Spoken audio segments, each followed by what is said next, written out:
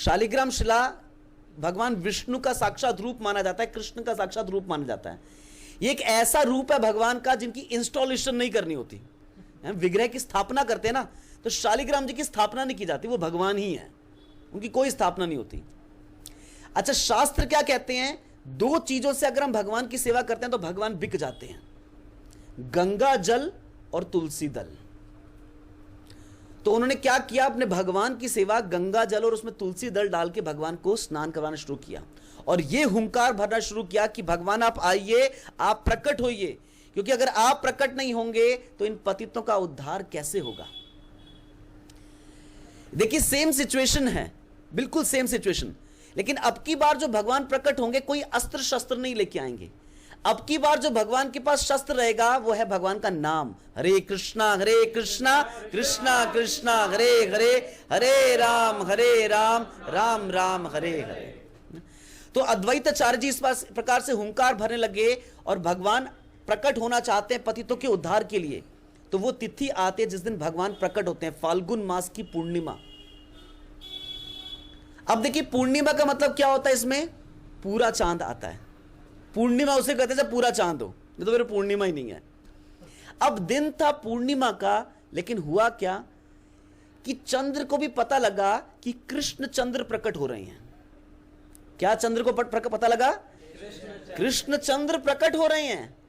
तो चंद्र ने सोचा कि जब कृष्ण चंद्र है तो मैं क्या करूंगा, जब गौर चंद्र है तो मैं क्या करूंगा, मेरी क्या जरूरत है यहां पर। तो चंद्र ने अपने आप को छुपा लिया। इसका मतलब क्या, ग्रहण लग गया वहां पर। ग्रहण लगने से क्या हुआ, ग्रहण के समय जितने भी भक्त थे आसपास रहते थे, जितने भी सिटीजन्स थे, जितने भी नागरिक थे, सभी गंगा जी में प्रवेश कर गए। और गंगा जी में प्रवेश करके क्या करने लगे, हरि कीर्तन करने लगे, हरि बोल हरि बोल हरि बोल हरि बोल, ये कीर्तन करने लगे। और हर तरफ एक ही आवाज सुनाई दे रही थी, हरि का नाम, हर तरफ हरि का नाम सुनाई दे रहा था। और ये एटमॉस्फेयर ये दिखा रहा था कि अब भगवान प्रकट हो रहे हैं।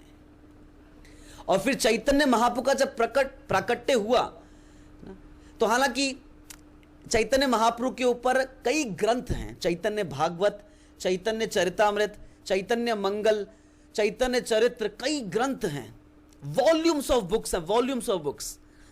अब इतना तो हम कवर नहीं कर सकते, इसलिए ऐसी लीलाएं जो हमारे से संबंधित है उनके बारे में चर्चा करेंगे। तो जब चैतन्य महाप्रभु का प्राकट्य हुआ तो हम देखते हैं कि बच्चा जब पैदा होता है तो बच्चा रोता है। बच्चा रोता तो माँ क्या करती है, हाय मेरा बच्चा चुप हो जा, गोद में उठाएंगे उसको, सहलाएंगे, उसके सर पे मलेंगे, उसके साथ रहेंगे ना, बच्चे चुप हो जाते हैं। चैतन्य महाप्रभु चुप नहीं होते थे, चैतन्य महाप्रभु चुप नहीं होते थे। जब पास की जितनी माताएं सब एक साथ इकट्ठी हो जाती थी और सारी माताएं एक साथ मिलकर क्या करती थी, हरे कृष्णा कृष्णा कृष्णा हरे हरे, हरे राम राम राम हरे हरे। जब सारी माताएं मिलकर हरि बोल हरे कृष्ण महामंत्र का जपा करती, कीर्तन करती थी, चैतन्य महाप्रभु चुप हो जाते थे। जब तक ये गाती रहती थी चैतन्य महाप्रभु चुप रहते थे।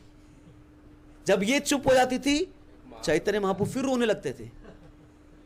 फिर वो गाती थी, चैतन्य महाप्रभु चुप हो जाते थे। ये चुप होती थी, चैतन्य महाप्रभु रोने लग जाते थे। और चैतन्य महाप्रभु दिखा रही हैं शुरुआत से, जन्म के पहले से, जन्म के बाद से, कि मैं एक ही चीज करने के लिए आया हूं, नाम कीर्तन देने के लिए आया हूं।